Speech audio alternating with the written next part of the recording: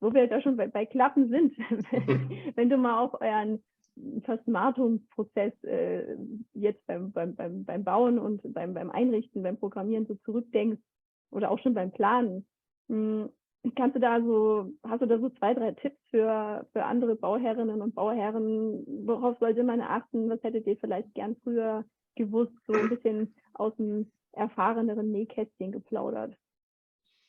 Ja, ich glaube, zu einem kommt es immer darauf an, wen habe ich auch, wer das dort integriert. Es gibt natürlich auch mal Qualitätsunterschiede, sag ich mal, von die das betreiben. Ich glaube, es ist immer wichtig, dass man da eine gute Beratung kriegt, was ist auch alles möglich und was könnte man auch zukünftig machen. Also wir konnten ja auch nicht gleich alles realisieren, weil es dann doch irgendwann mal auch ja, ein Kostenthema ist und sagt, möchte ich aber vielleicht in der Zukunft realisieren. Darüber sollte man sich dann halt im Klaren sein, was möchte ich vielleicht noch alles realisieren, damit man da die Vorkehrungen trifft mit Leerrohren oder schon die Verkabelung. Ja. Wir haben es auch gemacht jetzt für Garten, wissen wir auch noch nicht, wie wir alles machen, aber haben es dann eben vorgesehen, damit wir da keine Probleme nachher haben oder irgendwelche Kernbohrungen auf einmal wieder durchführen müssen. Ja. Die dann teuer werden und aufwendig sind, ne, und einen viel größeren Aufwand genau. darstellen, als wenn man es von vornherein eben so geplant und umgesetzt hat. Ja. Ja, und dadurch, dass natürlich KNX ein Standard ist, den es über Jahre gibt, und ich habe ja gesagt, es gibt sehr, sehr viele Hersteller, ist es auch nicht ganz einfach, wahrscheinlich dort auch auszuwählen. Und wenn man immer, umso mehr man hat, umso schwieriger ist. Und dann muss man, ist glaube ich auch immer gut beraten. Entweder sagt man, das interessiert mich, da gibt es viele Foren, KNX-Foren und sonst was, wo man sich austauschen kann. Das habe ich viel gemacht. Es gibt auch bei YouTube natürlich Sachen. Mich interessiert es natürlich auch und möchte das auch gern, sage ich mal, selber noch mehr aneignen, um auch selber was machen zu können. Aber ich glaube, wichtig ist am Anfang, wenn man halt noch ein Laie ist, wie ich es auch war, sich irgendwie eben zu informieren darüber, was möchte ich alles, was sind meine Anforderungen und was sind vielleicht auch, ich sage es immer, Use Cases nenne ich es immer, dass man sich immer überlegt, seinen Tagesablauf, wo schalte ich was, wo möchte ich irgendwas schalten, was ist denn vielleicht Weihnachten, wie ich gesagt habe, Weihnachtsbaum, wo stelle ich den hin, wo macht Sinn, dort eine geschaltete Steckdose zu haben, wie hoch, was für Schalter habe ich, ist es mit Display, dann sagen einige, hängen sie auf 1,40 Meter, habe ich kleine Kinder, kommen die da noch dran, also da gibt es viele Themen, die man sich aber auch grundsätzlich bei der Elektroplanung sehr Gedanken machen muss. Ja, gut geplant ist schon das, mehr als das halbe Smart Home. Ne? Ja. Und wenn es nicht gut geplant ist, kann es auch am Ende ganz schnell unsmart sein, obwohl smart Genau, ist. Genau, ja.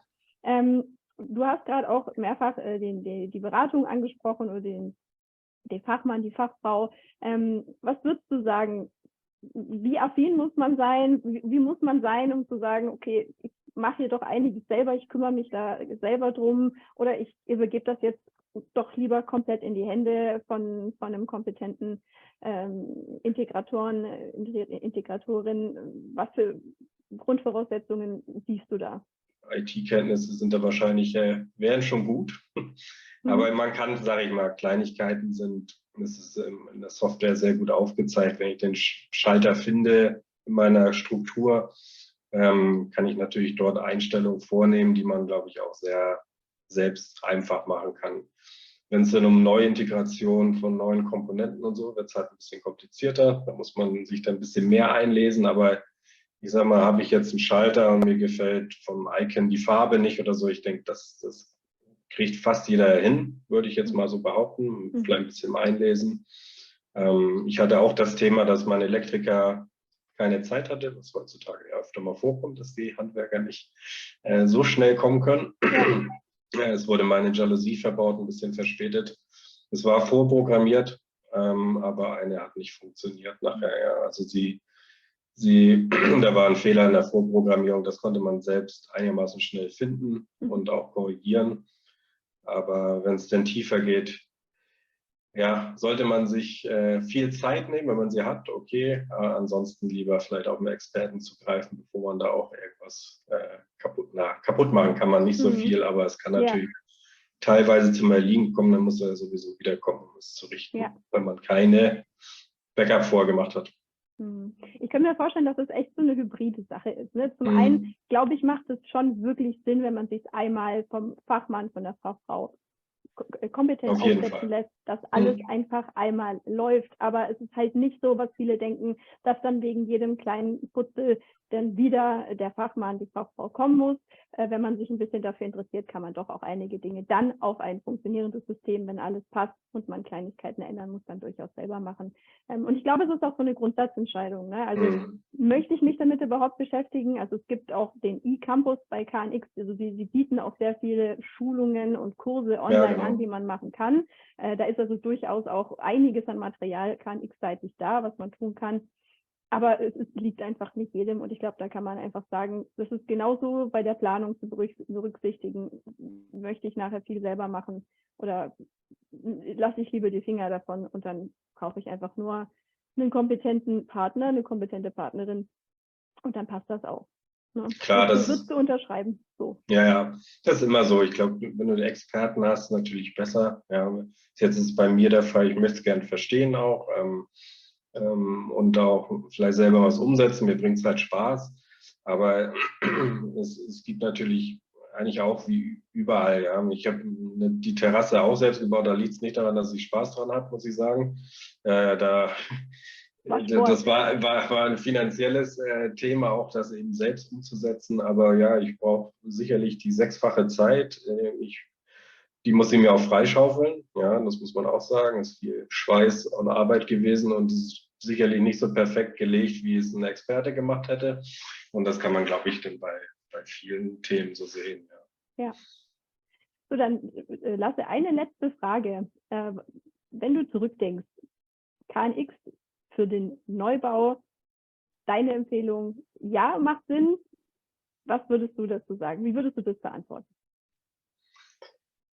Also für mich persönlich macht es auf jeden Fall Sinn. Ich würde es immer wieder machen.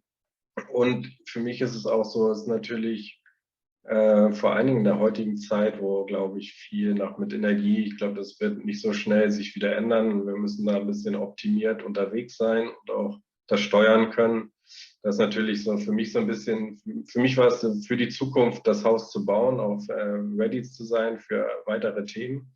Darum würde ich es jedem ans Herz legen, das zu tun. Aber ist natürlich jeder auch individuell anders. Ja, es gibt auch sagen, ich will einen normalen Schalter da haben, mir ist egal, ich brauche da nur oben eine Lampe. Dafür hat er irgendwo anders halt, wo seine Affinität drin ist oder was unbedingt umgesetzt werden muss. Ja, wo ich sage, für mich wäre es vielleicht dann nicht so wichtig. Ja, das ist immer unterschiedlich. Aber ich würde es immer wieder tun und bin happy, dass wir es haben und haben jetzt auch, dadurch, dass wir auch nochmal mit dem KNX-Integrator gesprochen haben,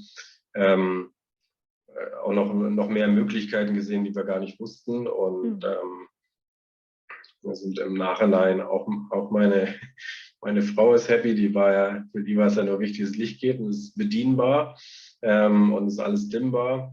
Aber sie kriegt jetzt auch mal mehr mit, was auch mehr eben energietechnisch noch alles so möglich ist und ist natürlich auch sehr happy, dass wir das so umgesetzt haben.